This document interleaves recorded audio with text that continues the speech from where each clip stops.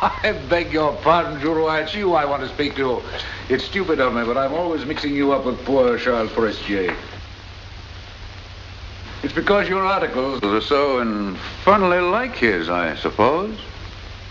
Put that gentleman here, will you? There are all sorts of fools and envious people in this world. Yes, I see that I was right. The resemblance is remarkable.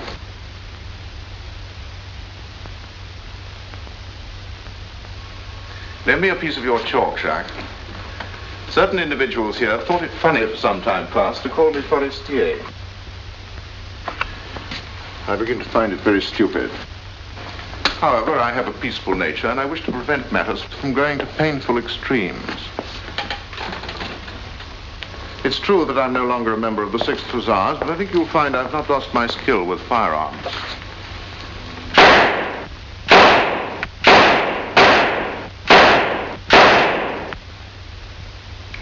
I wish it to be known that I will slap the face of the first person who makes the mistake of calling me Forestier again.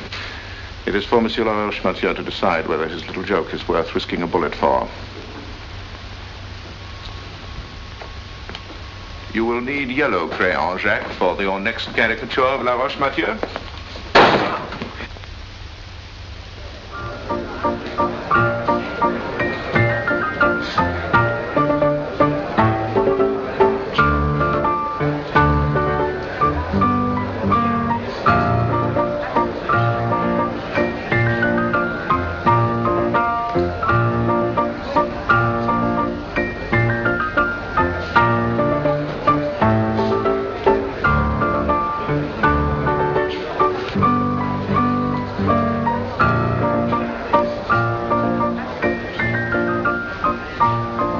How have you been during the century that has passed since our last meeting? Quite well. And you, Bellamy? You will allow me to call him Bellamy still? I will allow whatever you please. Well, then perhaps you will permit him to escort me to my carriage. Goodbye, Madeleine. Thank you. Goodbye, Tootie.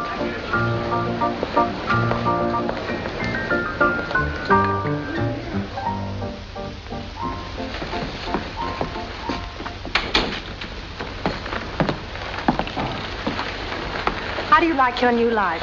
Not much, one way or the other. We are, as you see, a magnificent success. We've overthrown the cabinet. We've made Laroche-Mathieu Minister of Foreign Affairs.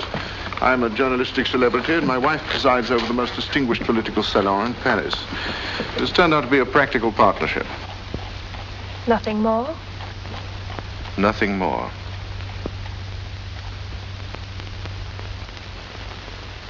Wait.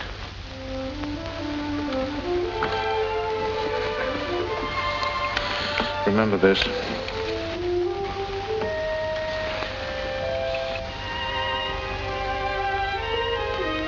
Why should you want me to see Madeleine's picture in this cigarette case? Look under Madeleine's picture.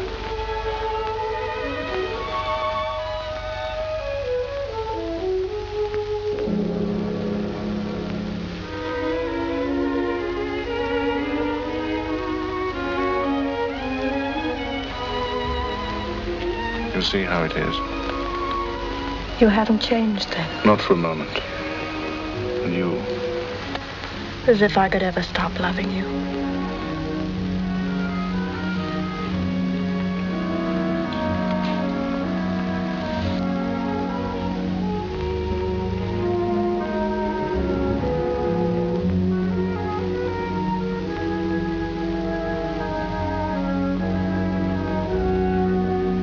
You'll visit us again?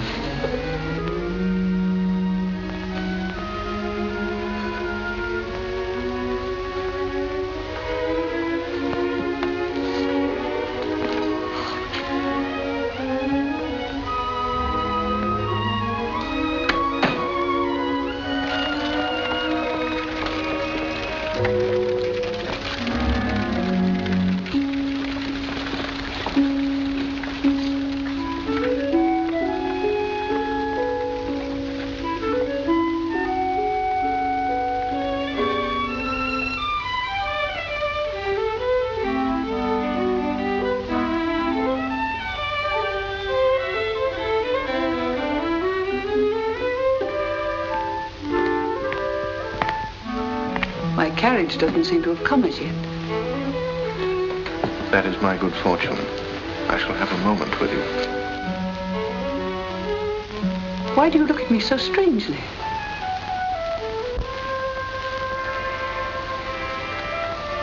I want always to remember this time, this place. The trees, darkening street, this moment like an island in the great stream of time. What on earth are you talking about? Can't you guess? No. What is it that makes this moment so important? I've arrived at a great decision. If you will look the other way, I'll tell you what it is.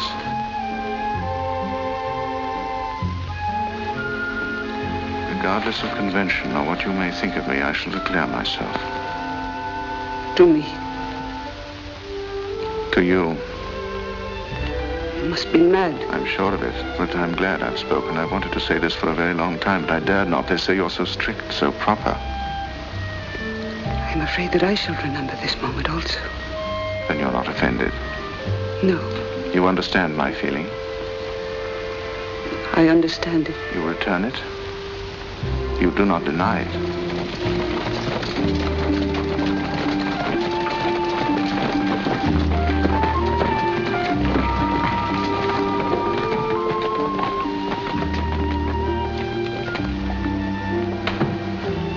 Where should I see you? I dare not see you. I must see you. It's impossible. We'll meet tomorrow afternoon in the Parc Monceau. We encounter each other as if by chance in a public garden. What could be more proper? I shall be at the Cathedral of Notre Dame tomorrow afternoon at 3:30.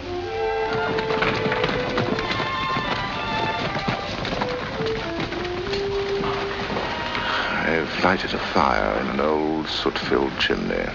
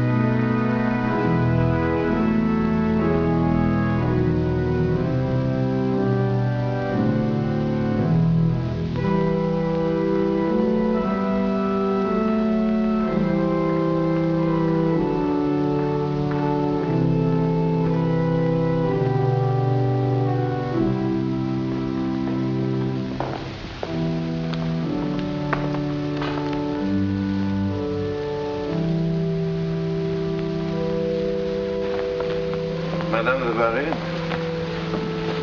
you are surprised to see me here, but do not be alarmed. I'm not a reformed character. You're quite sure of that? May I ask you something? I've been puzzled about you ever since I first saw you with your husband. You are somehow not like other women. What are other women like, monsieur?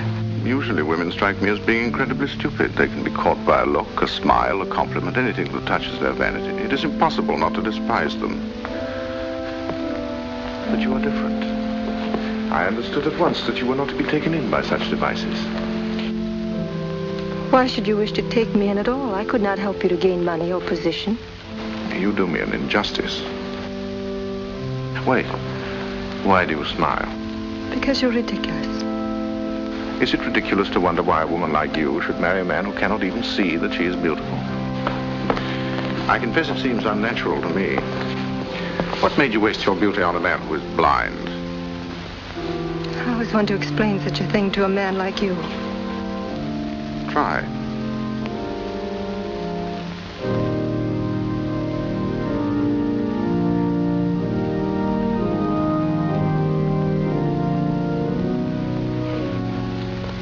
I admire his mind and I love his soul. There's a quality in him you could never comprehend. What is that quality? A kind of grace that comes from being gentle and good.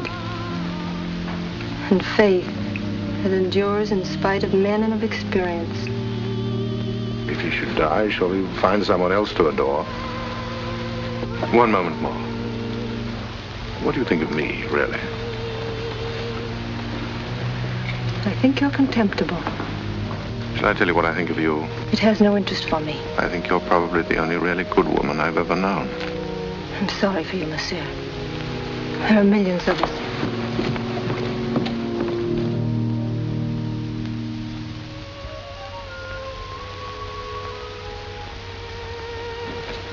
Bellamy.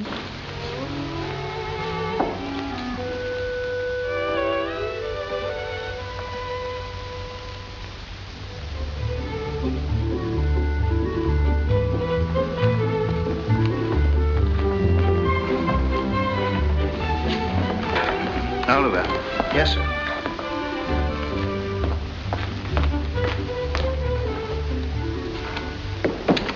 You've hardly spoken a word to me. How can you be so cold, so cruel? Have you forgotten our understanding? We were carried away by our emotion. We've been guilty of an unpardonable betrayal. But we made a solemn agreement to atone for it by burying our feelings in our heart. But I must at least see you. I cannot live unless We I meet see you. socially 2 or 3 times a week. We see each other then, do we not? Does that satisfy We you? agreed that anything more would be neither honorable nor discreet. But I have been discreet. I am sure that no one can You suspect call anything. it discreet to summon me at all hours to hasty meetings on street corners, in shops, in public gardens. But it is only to see you for a It's moment. discreet to write me letters full of pet names, to wait for me in a cab with the blinds drawn at the door of my office, to lie in wait for me outside my house. You're right. A kind of madness.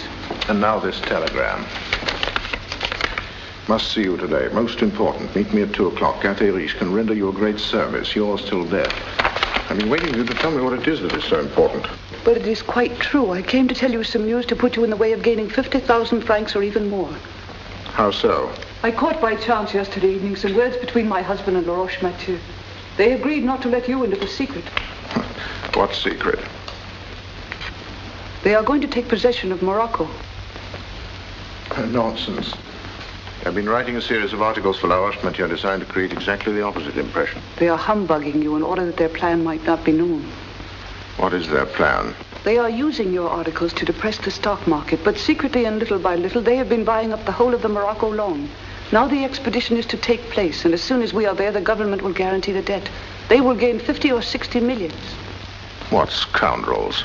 I do the dirty work and they leave me out of it. Monsieur Walter is not a man. He is a cash box.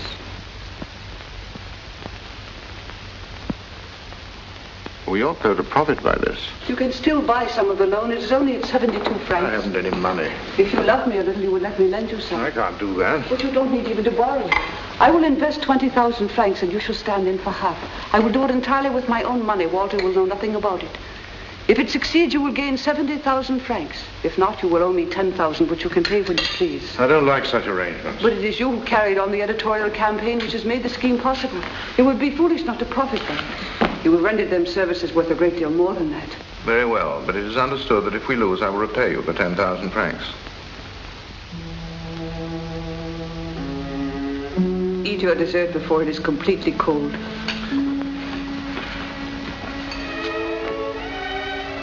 And I should tell you about a dream I had of you last night. I was traveling in a train at night through a mysterious forest. It was a very long train, but I seemed to be the only passenger. We stopped at a deserted station surrounded by dark trees. I hurried to close my suitcase and stepped down to the platform looking about for you because I knew that you would be there to meet me. I can't get that swine La Roche-Mathieu out of my mind. I could skin him alive for his treachery. I dreamed that we were taking a journey together across the desert. We were riding on 2 camels, and we'd taken some sandwiches and a piece of paper and some wine in a bottle. But it annoyed me because we were too far off from each other on our separate camels. And I wanted to get down. I want to get down, too. You brought away one of Madeline's hairs. No, it isn't Madeline's. It's too dark. Very likely one of the maids. You've been with a woman who has wound her hair around all your coat buttons.